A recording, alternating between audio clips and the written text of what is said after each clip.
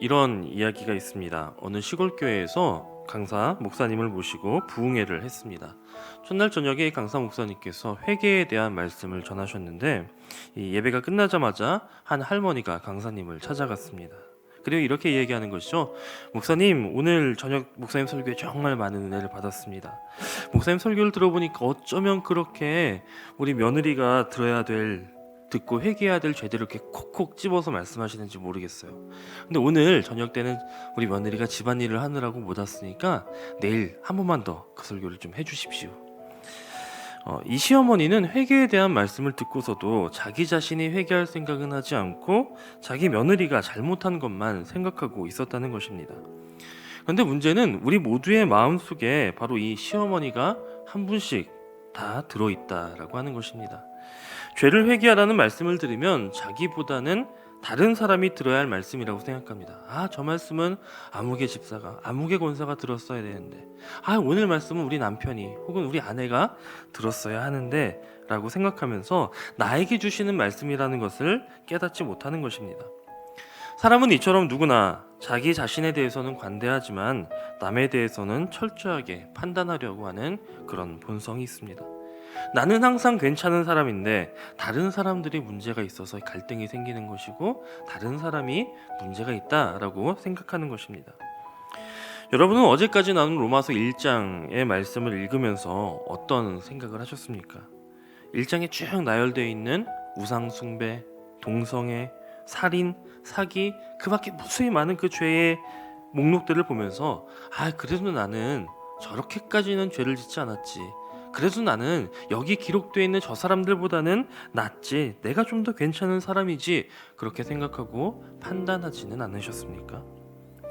사실 판단이라고 하는 것은 우리가 하는 것이 아니라 하나님께서 하시는 것입니다. 나도 하나님께 판단받아야 할 그런 존재입니다. 그래서 야고보 사도는요, 사람은 율법의 집행자나 재판관이 아니라 율법의 준행자일 뿐이다 라고 이야기하기도 했습니다. 그럼에도 우리는 다른 사람을 판단하고 또 그 판단에 따라 비판하는 것을 굉장히 좋아합니다. 그러한 태도 아래에는 나는 옳다라고 하는 교만이 깔려 있는 모습입니다. 매일 아침마다 저희 목회실에서는 함께 생명의 삶으로 그날의 큐티를 하고 각자의 묵상을 나누고 함께 기도함으로 하루를 시작합니다. 그 나눔 속에서 어제의 나눔 가운데 판단이라고 하는 기준에 대해서 묵상을 하다가 그 묵상이 선악과에까지 이르게 되었습니다. 여러분, 선악과란 무엇입니까? 바로 선과 악을 알게 하는 열매입니다. 그런데 왜 하나님은 사람에게 선과 악을 아는 것을 금지시키신 것일까요? 그것은 바로 선과 악의 판단은 오직 하나님의 영역이기 때문에 그럴 것입니다. 물론 우리에게는 명확하게 주어진 판단의 기준, 하나님의 말씀이 있습니다. 그런데 본성이 악해진 사람들은 오히려 이 하나님의 말씀조차도 자기 기준대로 판단하기까지 이르렀다는 것입니다. 판단과 심판은 전적으로 하나님의 영역입니다. 그렇기 때문에 우리의 형제가 범죄한 것이 드러났을 때 우리가 해야 할 일은 비판하기보다는 온유한 마음으로 형제의 행실을 바로잡기 위해 힘쓰고, 또한 내 스스로를 돌아보아서 나도 동일한 시험에 빠지지 않도록 경계하는 일입니다. 그렇지 않고 남을 판단하면서도 또 자기 자신도 동일한 죄를, 그 형제와 동일한 죄를 범하는 자들은 하나님 앞에 섰을 때 아무런 핑계도 될 수 없게 된다라고 말씀하고 있습니다. 왜냐하면 이미 다른 일을 통해서 정죄를 했기 때문에 자신의 유죄, 같은 죄를 지은 자신의 유죄를 자기 스스로 입증하는 것이 되기 때문에 그렇습니다. 또한 남을 판단하는 것이 죄악이 되는 이유는 그 자체가 하나님의 인자하심과 길이 참으심을 무시하는 것이 되기 때문입니다. 생각해보면 우리 스스로를 돌아보아도 우리가 하나님의 자녀가 되어서 구원을 얻고 또 여기까지 이르게 된 것도 다 하나님의 길이 참으심의 결과입니다.